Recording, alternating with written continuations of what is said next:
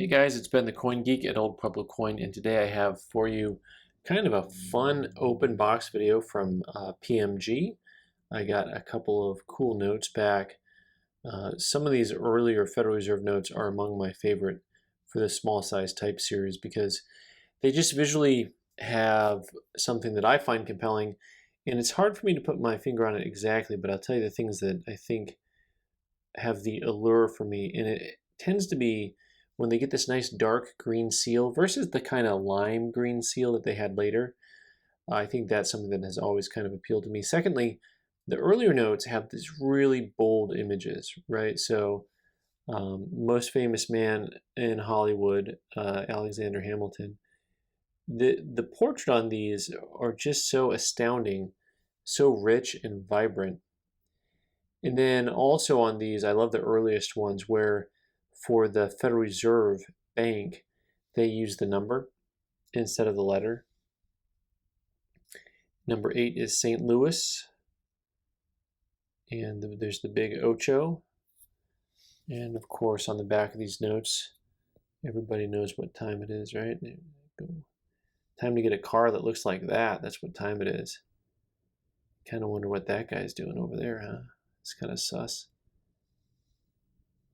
Anyways, what's cool is down to the little details. You have more cars down here, and then you got buildings all the way up into the background. And then eventually it just kind of fades out on the back of these notes. And overall, they're just really beautiful notes.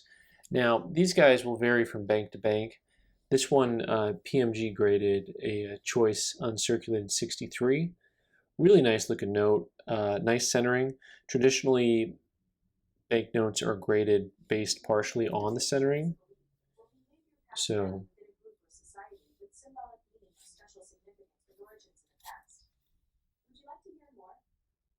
no thanks, Siri. I don't even know what just happened. You'll see up here this little corner tweak, and things like that are the things that keep this note from being a 64. After you talk about centering, oftentimes you talk about corners. They are not exclusively the things that go into the grading of paper money, but they are things that definitely have an effect. So, traditionally you would hear guys, when they talked about paper money, they talked about centering, and then they talk about sharp corners. And then the centering on this note on the reverse is a little bit off. You can see the margins are a little more thin on this side to the right and a little more open to the left. So maybe you say it has the eye appeal of a higher grade note, but because of the little corner tweak and the centering, it gets a 63.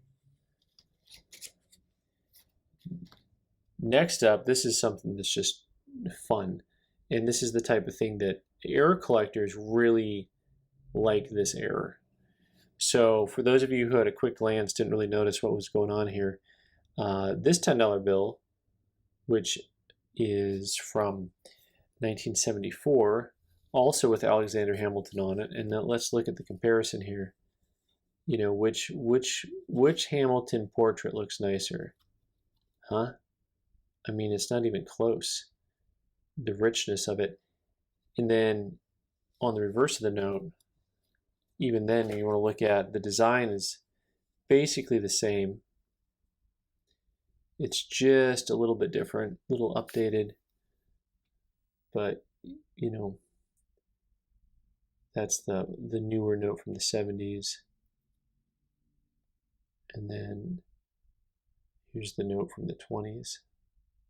And there's just something about it that makes me like the older notes better.